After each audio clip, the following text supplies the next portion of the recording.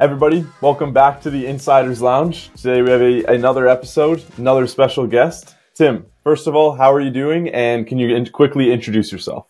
Sure. Thanks for having me on, Chad. My name is Tim Chase. I am the founder and CEO of Striver. Brilliant. Perfect introduction. Way to kick things off here.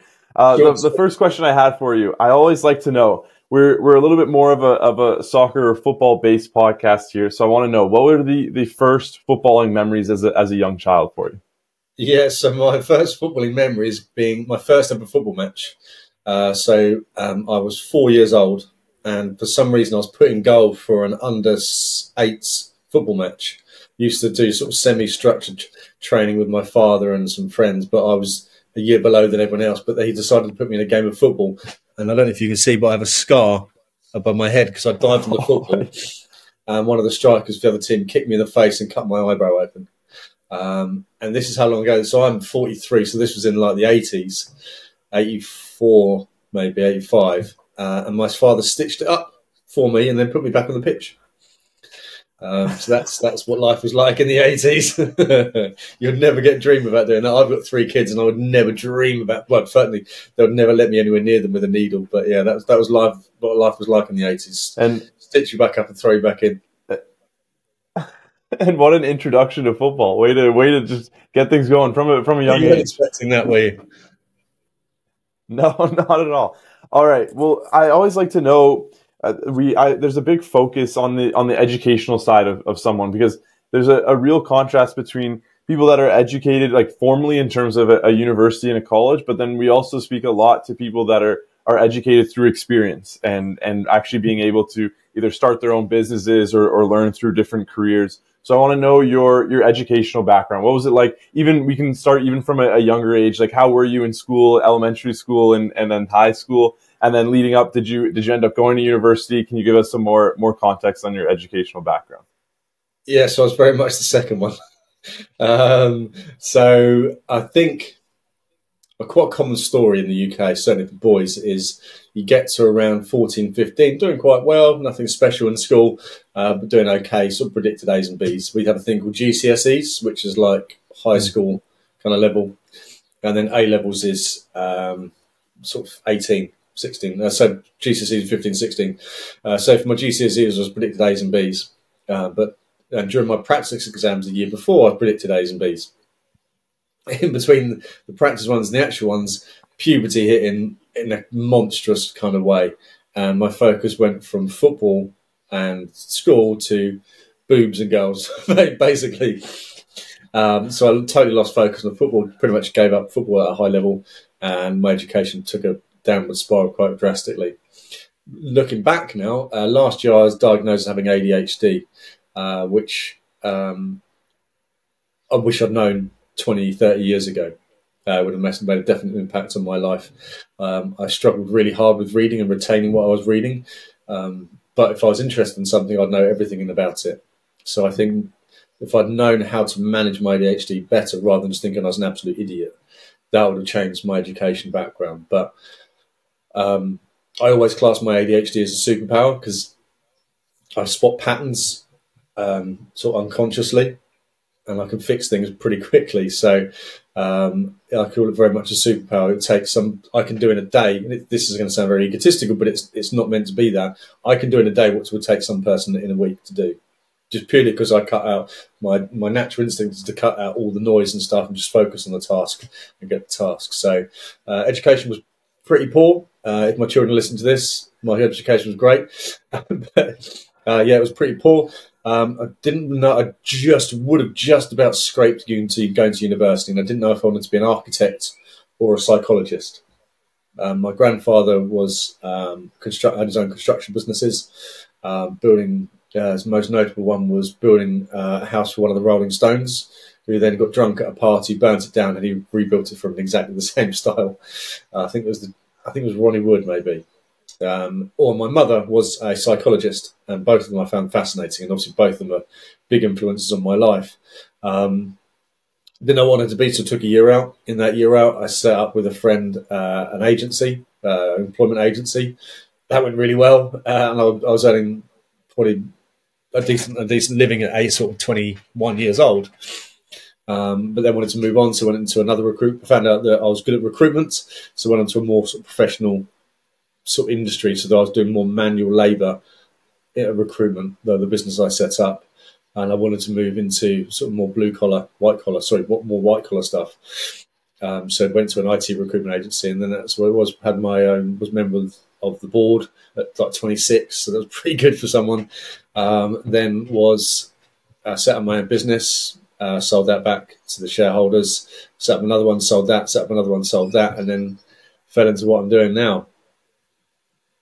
Yeah, so before we get into sort of the rest of your career leading up to Striver, what is your opinion on modern education? It's specifically I would say post high school or post, I don't know what it would be in the UK, but sort of that GCSEs age. So you're sort of after 18, university, college. What do you think? Do you think the importance of that is still a big deal, where it's still valuable in today's world and in today's society? Or is it something that, depending on the career that you're going into, it might not be as valuable?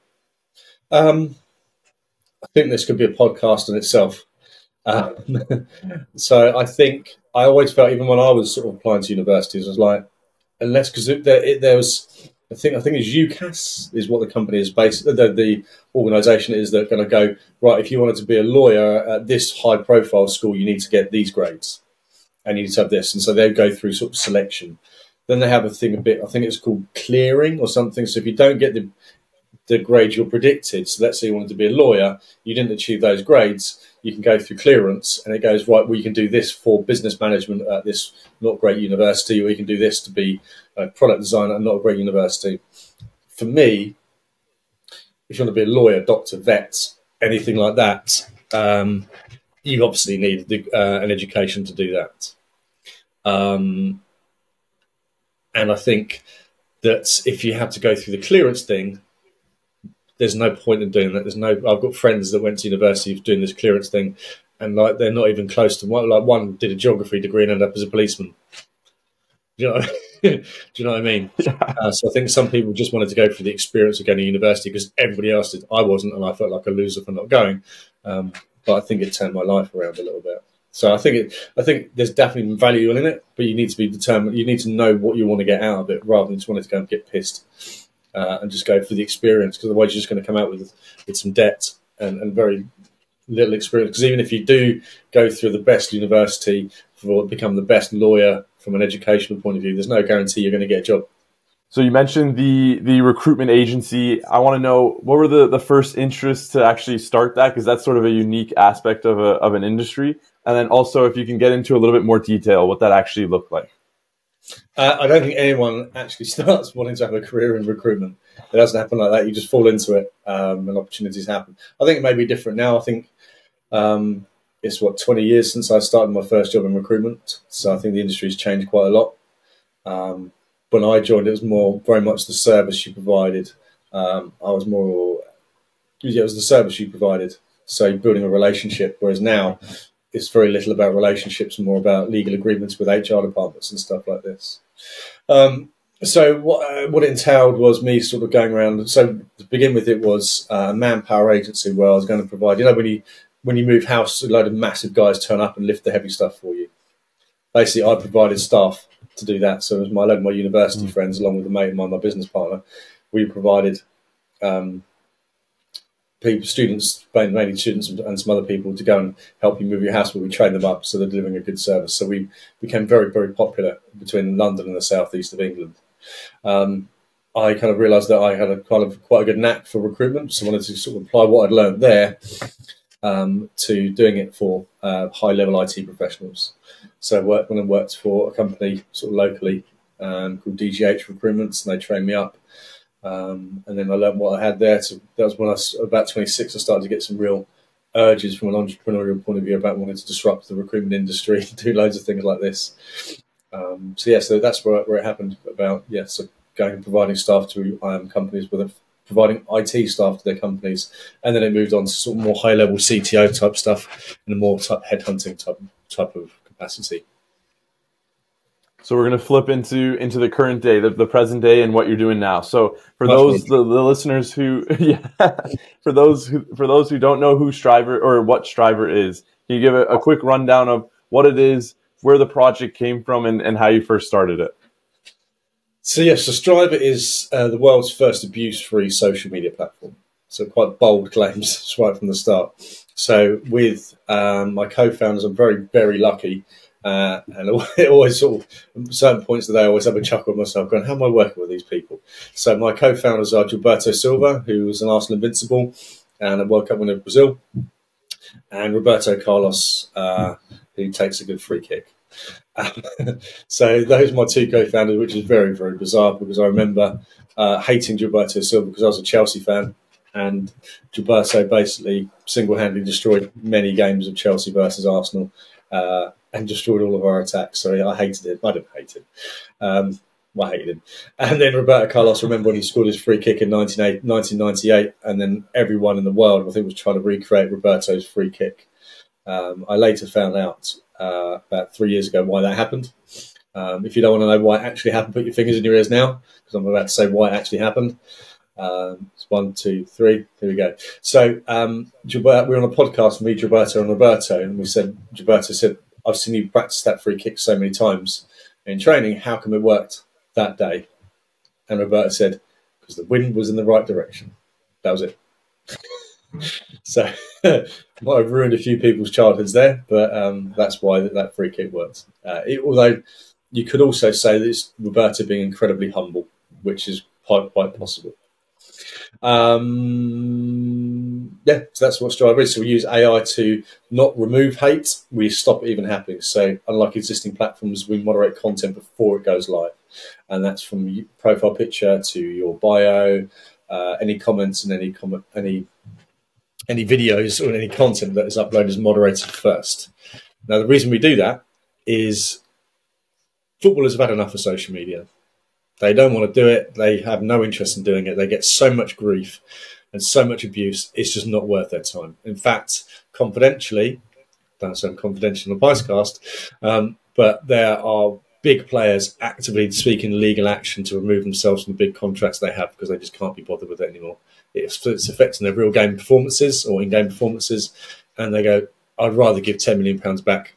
You know, I'm not poor. I'd rather give that £10 million back to X brand and not have to post on social media anymore, which is a shame because social media was, I think, genuinely designed to connect people, but it's now become one of the most divisive things that's ever been invented. So we've got footballers that don't want to post on social media anymore, but have to. So they employ an agency to post a photo of them during the game going, hey guys, great win today, 3 points, couldn't have done it without the fans. A bog standard post. Or they lose the game and they go, we go again next week, thanks for all the support got to the fans. It's just a copy and paste and everyone posts it. Fans have had enough of it and they know it's totally inauthentic and they're not going to get anything back. Which is a shame because, as I say, this is the best way of posting. So the best way of engaging with a fan base, like Roberto, for example, has got 30 million followers across his social channels. If you wanted to give every one of his fans a second, like to shake their hand, it's going to take him a lifetime to actually do. It's impossible to do. So the best way for Roberto to engage with his fan base is social media. But nobody looks at the comments anymore because it's so toxic. And in fact, if you look at the ratio between followers and comments and pieces of engagement, it's pathetic. If you look at even Cristiano Ronaldo, yes, he averages 5 million likes on a post, but he's got an audience of like nearly 1 billion. Or I'm sorry, on Instagram, he's got like 500 million. As a percentage, it's pathetic. And why is that? We believe that's because of the abuse, and people are just so apathetic about it. Just go, look, I'm not going to get anything back. What's the point? We want to flip it. So we know what it's like when a fan gets to meet their hero, like a Roberto Carlos. It changed lives, and we have stories within Striver about it changing people's lives. So we want to bring back the players to social media and the content creators and the celebrities and everything else, but engage so that the fans can engage with them. So we can try and have that amazing moment where Ronaldo meets one of his fans. We have that amazing moment that puts a smile on everybody's face. We want to make that happen, and we can do that happen on our platform with a load of few tools that we may talk about later. So that's why we're here, bringing better access for the fans. I love it. Before we get more into the platform, I wanted to get, like you said, you first mentioned, how did you end up having two co-founders from Brazil? You're from London, you're in recruitment. Like, that doesn't add up. So I want to know, what was the initial story? How did you guys all connect, and where did the idea come from? Yeah, so I'm not even from London. I'm from a tiny village 50 miles Oh, outside of London. even So it's even worse than that. So yeah, there's 5,000 people in the little village I live in Sussex. So it's very, very tight. I have moved out of here before, but I've just moved back. So I'm not a country bumpkin that bad. But yeah, it shouldn't make any sense at all. But basically, Gilberto and I met at a conference called Soccerex in 2016. And I don't know if you had it in your life, but sometimes you just meet people and you just click. And me and him just clicked. We didn't talk about football. We didn't talk about my app. Just two blokes that had just kind of got on and had a kind of similar kind of core values, and that families is everything to us. So yeah, so that's kind of how we first met. We stayed in contact, exchanged numbers. We spoke. Yes, we were at a conference and we spoke for about 3 or 4 hours between the two of us. He was supposed to be networking, but only spoke to me really.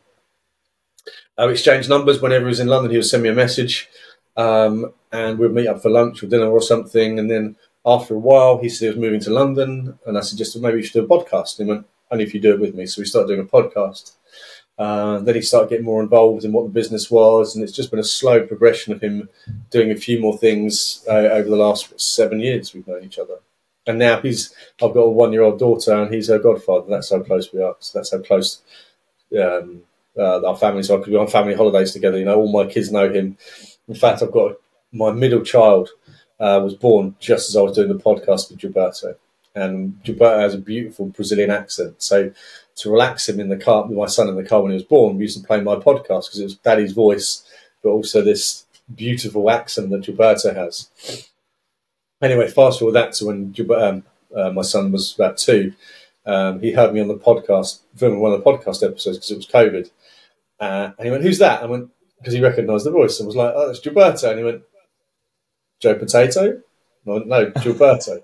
It was Joe Potato. Anyway, fast forward that 3 years later, he was 5 next weekend. Gilberto Silva, the World Cup winner and Lance Invincible, is called Joe Potato in our house. It's Joe Potato, Mama Potato, and he also has 3 adult kids. They're called the Baby Potatoes. So it's that's kind of how close of a family we are. We're going on holiday with the potatoes every year. yeah, it's crazy. The footballing, I think the mashup between the footballing world and the business world, the opportunities and things that come from it, you truly can't imagine it any other way. Well, he opens up doors. Both of them just open up doors that don't exist for us. The next sort of stage I wanted to get into was the journey of Striver. So if you can give us a timeline of when it first started, when you first founded it, and then some of the projects you've been working on more recently, and sort of where you see that timeline then going. Where do you see the future of the app and sort of the industry that you can break through, as the social media industry as a whole, I think, is a difficult one to get into and get involved with, as I'm sure you know on the day-to-day. But what are your plans to sort of break through that and make a new path for yourselves? Yeah, by being totally different. You know, every social media platform is the same. How many likes you have, how many followers you have, and how many views you've had. That's all the platforms are the same. It's just how it's kind of distributed and how it's viewed is different. We're very much different to that. Imagine if TikTok and Twitter had a baby. That's it. So you've got the viral nature and the video nature of TikTok, but you have the conversational element to it that you have on TikTok, where you can respond to each other and you can get involved in a conversation. You can have those conversations, but in video form on our platform.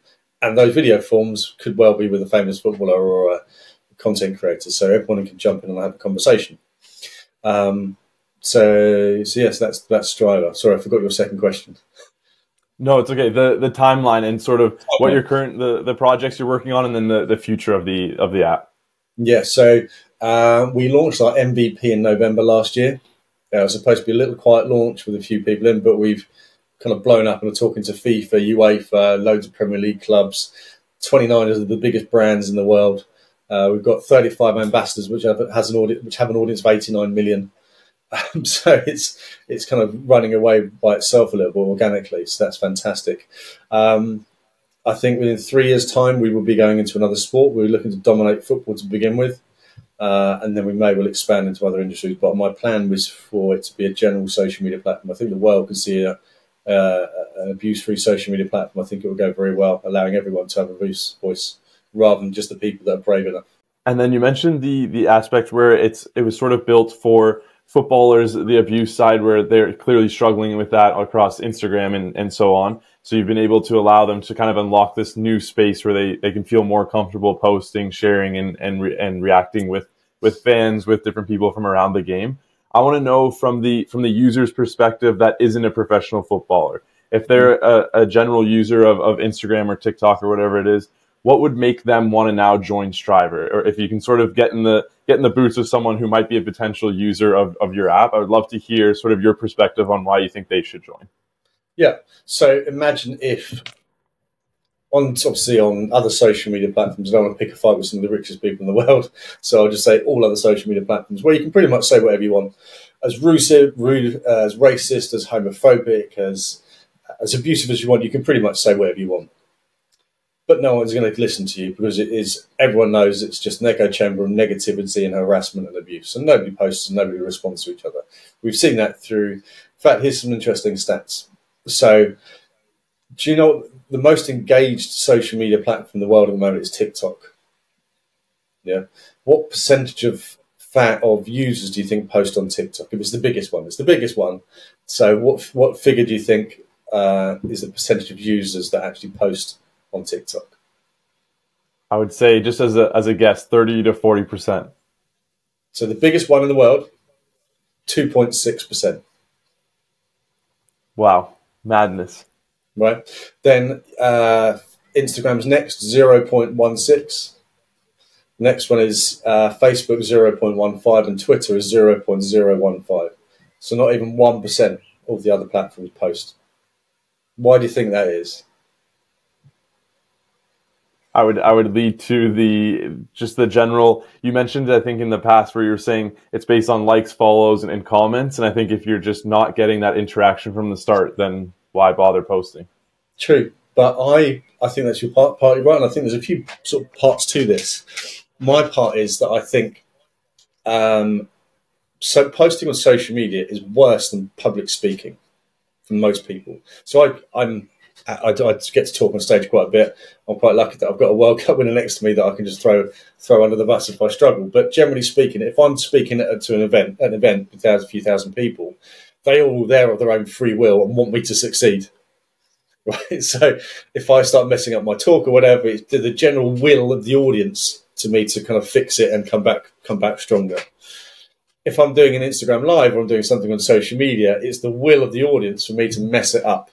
And they want to see me die on my arse. And if I start doing that, you see the comments coming and going, "Oh, I can't handle it," and all that sort of stuff. So public social media is likened to public speaking, and everybody hates public speaking, unless you have some monstrous ego that most of the public don't. But 99% of the world hates public speaking.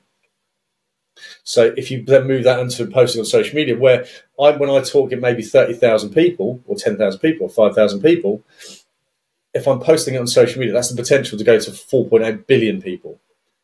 And the negativity I see firsthand. So the negativity and the abuse that I can see is worse than public speaking. That's the feeling people have. So we have here, okay, right, the reason why people don't post, let's say you follow Roberto Carlos on Instagram and he goes, "Move over to Strivr and I'll have a conversation with you."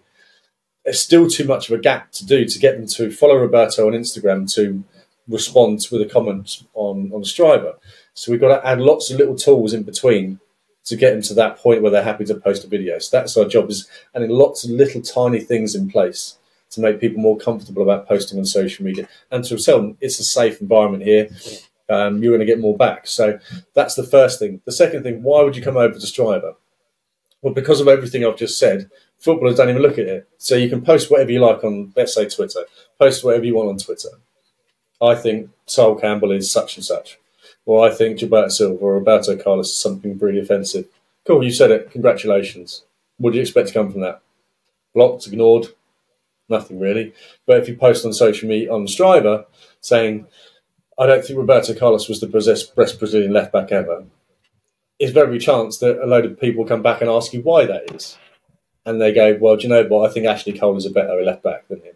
Okay, well, let's prove that. Let's have a discussion about it. And you might then turn around and go, "Actually, Roberto Carlos is the best left-back ever." And then Roberto Carlos responds to you going, "Thanks a lot, mate. Yeah, I think I was pretty good too, but Ashley Cole's pretty good." So it's actually get involved in a conversation with people rather than say whatever you want on Twitter or anything else and get fuck all back, basically. What's the point? Ironically, the CEO of an abuse-free social media platform just dropped an F-bomb. But that's it. What's the point? Say whatever you want on the existing platforms because of the freedom of speech. Well, I think the freedom of speech is that having more people involved in the conversation, not the people that just want to be the most abusive. When I was doing research for the episode, I could see that you had a few other podcasts, so I was able to listen in on them and kind of get an idea and a background of who you are and sort of the beliefs you have. I think one of the key first things that I saw was your priority of family and a good work-life balance. I think especially now as your kids have grown to a certain age, you can really see that you're starting to implement strategies in a sense to make it a possibility where you can interact with them as much as possible. So can we get into just that side of things? Do you really strive for a work-life balance? Does it come naturally? What are some of the beliefs around that? I tell you, as a founder, I don't like the word entrepreneur, but there's no other word to do it. There is no work-life balance for an entrepreneur. There's absolutely none. Like in England today is a bank holiday. All my family were at the beach. No disrespect. We agreed to do this, so I had to admit to it. And I'm sitting here. I've been working all day. There is no life balance. I work Christmas Day. I work Boxing Day. For people, I saw Dana White post this, and it made me laugh as well. He said, "I laugh at people when they say I'm going to set up by myself because I want to work my own hours." You set up by yourself, you have no control over the hours you're working in because you have to make the bills. There's no paycheck for you to pull back on. So I have zero work-life balance. None. But what I do have is an absolute promise to my family and to myself that they will come first. And there has to be some compromises in between. So like we're going to have a barbecue tonight and I'll be having, from when I finish here, it's family time and I'm not doing anything else. But there is no work-life balance. If I want to strive to be successful, that I have no work-life balance. But I have an obsession with making Strava successful. But I'm also, my most important job that I have in the world is being a father. So the reason I asked that is because the second question sort of leads to it, where you mentioned a story about an IKEA ad, a Christmas advertisement. And I wanted you to, if you could retell the story because I thought it was so powerful and some of your opinions on the actual story itself. Yeah, so I cried last time on the podcast. I said let's try not to make that happen again, but if it happens, it happens. So there's this advert that always makes me reflect, and I can feel myself kind of getting a bit choked up already. Because I think as entrepreneurs, I've just said, we have no work-life balance. There was an IKEA advert that had a profound impact on me, and it was they got a group of kids, young school kids, and said, right, we want you to write a letter to Santa. What do you want for your present? What do you want from Santa? And they'll go, I want a puppy, I want an electric guitar, I want the latest Jordans, all this sort of stuff. And I think they interviewed about 10 or 20 young kids. And they said, right, we want you to do a second letter to mum or dad or both your parents. Write what that is. And all of the letters said, I want to go to the museum with you. I want you to spend more time with me. Can you tuck me into bed tonight? All this thing, which is not presents. I just want you, mum, or I want you, dad. I want you, not you on your phone, just you. And they said, I'm going to go again.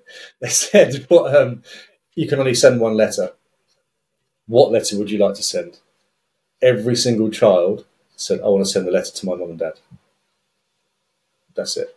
And you go, if only our kids had a voice and the ability to say, mum and dad, I just want to spend some time with you. I just want to cuddle.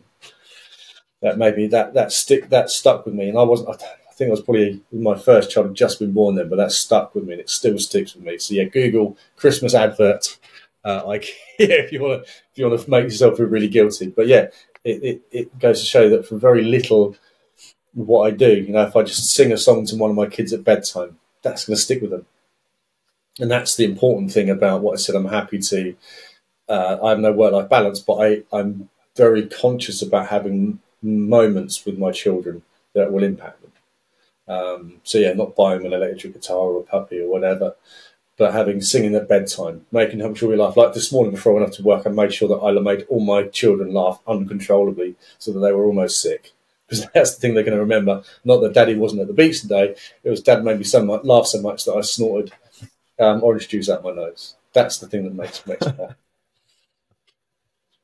So we'll break things up a bit before we get into some other, a little bit, I would say a little bit more on the difficult side of questions. But what does a typical day in the life look like? I know I know you don't like the word, but entrepreneur or a founder, it can be a bit chaotic and a little bit different on each and every day. But for the most part, what would a day in the life of Tim look like? Absolute chaos. It's absolute chaos. I mean, I look very calm on the outside, but yeah, it's mayhem going on the inside. So get up pretty early. I said I want to make sure those moments. So taking my kids to school, children to school, or being around them to go to school. Generally speaking, it's important to me. So I get up at like 5 or 6 o'clock in the morning. Make sure I work a little bit. Do the whole cold water therapy that's important in the world at the moment, but it seems to work with me. And exercise as well. And getting moving. Is really important for me really early. Attacking the day is really important for me, and so with my ADHD. Otherwise I get into a cycle of negativity. But then it could be anything. So like I said, Wednesday I'm off to Amsterdam for 3 days speaking at a conference called SoccerX. Meet a few other meetings as well while I'm in Amsterdam. So honestly, every day's different.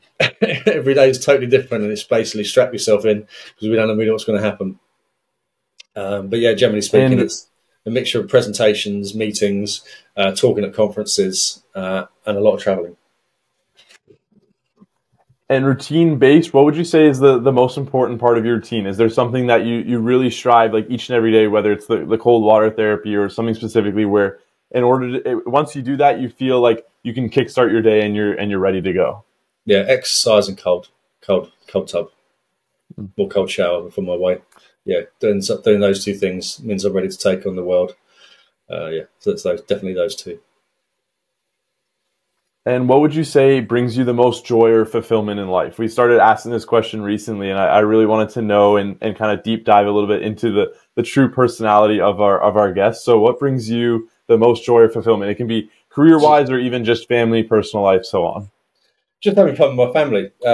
I've got making my kids laugh. I think most parents know there's nothing quite like hearing a child laugh, and there's nothing quite like hearing your own child laugh. So that's it. So from the most important thing is spending time with my family when they're not being pains in the arses. But then the second one would be spotting someone on my app. So it happened the other day when I was on a train, and I was just sitting down and I saw the person was on Striver. I was like, wow, this is amazing. Going from a little idea from a small village in England, there's someone in London on my little app having a chat with some people. So yeah, it was it blows my mind a little bit, and that's what gives me a little bit of pride. You've hinted at it a little bit before, but I want to know, what is your most valuable asset in terms of a skill, a mindset, something that you have unique compared to everyone else? Problem solving, and not taking no for an answer. Yeah, those are two big ones. Yeah. In the dynamic world of soccer and business as well, or football and business, there's many highs and lows. So I want to know a challenge or a difficult time that you faced where you can now look back at it and sort of use it as motivation to keep you going and kind of build you or use it as a stepping stone to get to another level. Yeah, so we had 10 months last year where we didn't get paid. So that was pretty tough, having a small family, a young family, big young family, not getting paid, not being able to buy birthday presents and Christmas presents. That was incredibly tough. And not being able to pay the bills, and then putting my parents and my in-laws in financial hardship as well. That was pretty tough. But it's just reminded me that as a family, and it's extended family to my other half as well, my in-laws, they all believe in what I'm doing. So that was a great feeling. Looking back, but also it's made me even more determined to be successful. And it's kind of makes you realise that it's these moments when other people quit. If we have someone listening to the podcast now and they're finding inspiration in your story, whether it's through sort of your different path, your unique path to where you are today in terms of not going the sort of degree educational route, or even just founding your own business and working on that itself, do you have advice for those people that are listening in and maybe want to follow a similar journey to yours? Yeah, I think be totally focused on that you are doing the right thing, and if you make sure that you got your story right, about your why. There's an interesting video from Simon Sinek that I watch on YouTube, and that I watched that, and it's made me totally focused on what I'm doing. Prepare yourself for it to be the most lonely part of your life. I mean, I've got a white fiance and 3 kids, but I'm possibly the loneliest I've been ever. And it's not due to them not loving me or supporting me. I'm on this journey. The buck stops with me, and unless you're willing to be that lonely person, I've got loads of friends. Don't get me wrong, and I'm not saying this in a sad way. I feel loved and I feel valued, but it is a lonely journey you go on as a founder. So just prepare yourself for that and find a way of getting yourself out of that lonely stuff. I'm still trying to find one, but it's important that you do feel loved, because otherwise it does send you absolutely mad. And then if we're looking and we're having this conversation, let's say 5 to 10 years time, where do you want to be? Do you have aspirations? Do you look for future goals, or do you set expectations for the future? I have some private ones that I won't discuss, but we have some things for the company as well. So I think we want to be totally dominating football within the next 2 years. But we've got to get our story right, and we've got to do it in a professional way. It's going to allow us to grow. If we do it to jumping from one thing to another, it's not going to work. We need to be consistent in our approach. And then if we get into some quick fire questions here, you mentioned it at the beginning, but I want to know a little bit more. We can talk about the season, your favorite club team growing up, and your thoughts on the season. So I'm a Chelsea fan. I don't know what on earth is going on over there. I put it down to your countryman now owned in the club. He doesn't really know what it's like to run a football club. That's my opinion. So I thought they were coming well. I think we had a load of signings at the beginning of the year, which meant we had poor performances, because I think they all turned up at the car park of the stadium and going, "We're supposed to be playing football together. I've never seen you before." But then you put it to the last 5 games of the season, we were undefeated. So 15 points out of 5 games was fantastic. But then our coach left, our head coach or manager left, who we thought was coming on really well. So now we have to start all over again. So I would say, let's see what happens in the next season. I'll always support them, but they make it very hard to love them. I was shocked by the ending. To finish 6th after the chaotic season that it felt like, which I think it was chaotic, was unbelievable. And yeah, Poch going out, I think it was a bit of a surprise. I think it was finally starting to gel, and then you like you said, you're basically just pressing the restart button again. Yeah, there you go. Life as a football fan, though, mate. I had it good for a few years, so you just got to take the cycles, haven't you? That's it. That's the best way to do it. Do you have a favorite quote or saying, something that you live by or that you're inspired by? Oh, mate, loads. My whole life is full of them. So there's a few of my favourite ones. I think it's Maya Angelou. People forget what you say, people forget what you do, but people will never forget how you make them feel. That's a big one for me. Comparison is the thief of joy. I use that with my children. Don't compare yourself to other people. If I was at a driving range hitting some golf balls and hitting an amazing drive, for me, that'd be amazing. But if Tiger Woods was standing next to me, I go, "What on earth was that awful shot?" So don't compare yourself to other people. And then another one is, you can't control the wind, but you can change your sails. Or you can change. Yeah. You can't control the wind, but you can adjust your sails. Yeah, no, I like those. I like those a lot. That first one really, I've heard it before, but it hits differently. Do you have a top recommendation for, you said your town is originally Sussex, right? Yeah. So do you have some, we'll do 2. We'll do top recommendations for Sussex and a top recommendation for London, either a food spot you like going to or something you just have to see if you're in the city. Oh, good question. So my favourite restaurant is actually a Brazilian restaurant in Brighton. So that's a good one. And I don't really go clubs or anything. I'm 43 years old, man. If I get a night off, I just want to have a nap. So I think coming down to, so in my village, so Sussex is the county, and the village I live in within Sussex has got 5,000 people. So there's a walk there. I would show you now, but you probably wouldn't be able to see it. But I live in the right of the valley, so all around me are like massive hills, and it's just beautiful. So I'm closer to France than I am to London. So London's 56 miles away. France is 22 miles away, but obviously I've got to go across the water. So I would say, just coming and looking at the views of where I live, I'm truly blessed to be where I am. And when it gets a bit too much, I go for a walk, open my front door, and in 5 minutes I'm in a huge field or a forest or something. So I'm blessed with that. London,